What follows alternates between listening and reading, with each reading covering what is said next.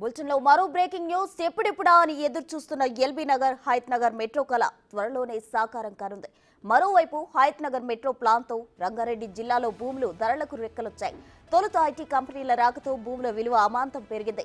ఇక regional ring road వల్ల జిల్లాలో భూములు బంగారం అవుతాయనడంతో ఎలాంటి అతిశయోక్తి లేదు.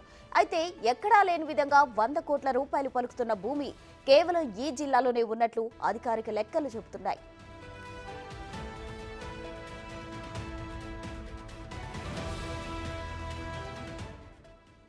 ఇదే అంశానికి సంబంధించి మరిన్ని వివరాలు మా ప్రతినిధి సైదులు అందిస్తారు. సైదులు చెప్పండి, అయితే ఎప్పటి నుంచో ఎదురు చూస్తున్న ఎల్బీ నగర్ హయత్ నగర్ మెట్రో కళ సాకారం కానుంది, ఓవరాల్ డీటెయిల్స్ ఏంటి?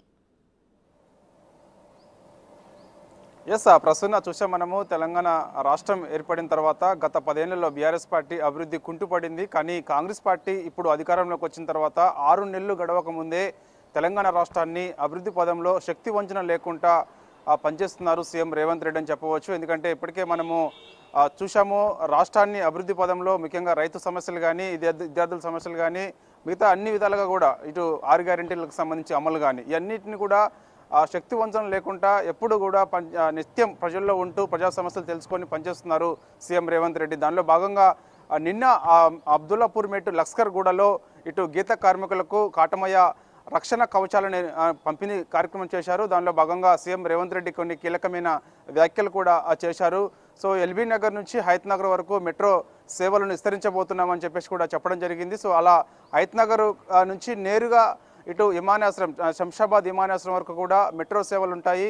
ఇలా ఎవరైతే విజయవాడ నుంచి ఉంటారో వారు నేరుగా హయత్ నగర్లో దిగి అక్కడ నుంచి మెట్రో రవాణా సౌకర్యం నేరుగా ఎయిర్పోర్ట్కి వెళ్ళే మార్గం ఉంటుంది కాబట్టి చాలా ఈజీ ఉంటుందని చెప్పేసి కూడా చెప్తున్న నేపథ్యం కనిపించింది. సో టెండర్లు కూడా మరి కొంత తక్కువ టైంలోనే పిలిచే అవకాశాలు కూడా కనిపిస్తున్నాయి. సో ఇక అదేవిధంగా టీ-స్కేర్ ముఖ్యంగా మనము చూసుకున్నట్టయితే మాత్రము రాయదుర్గంలో టీ-స్కేర్ని కూడా ఇటు అతి తక్కువ టైంలోనే అది కూడా ప్రారంభించే అవకాశాలు అయితే కనిపిస్తున్నాయి. ఎందుకంటే ఇప్పటికే టెండర్లు కూడా పిలిచారు. సో ఖచ్చితంగా అక్కడ వర్క్ కూడా స్టార్ట్ చేస్తారని చెప్పేసి కూడా చెప్తున్నారు.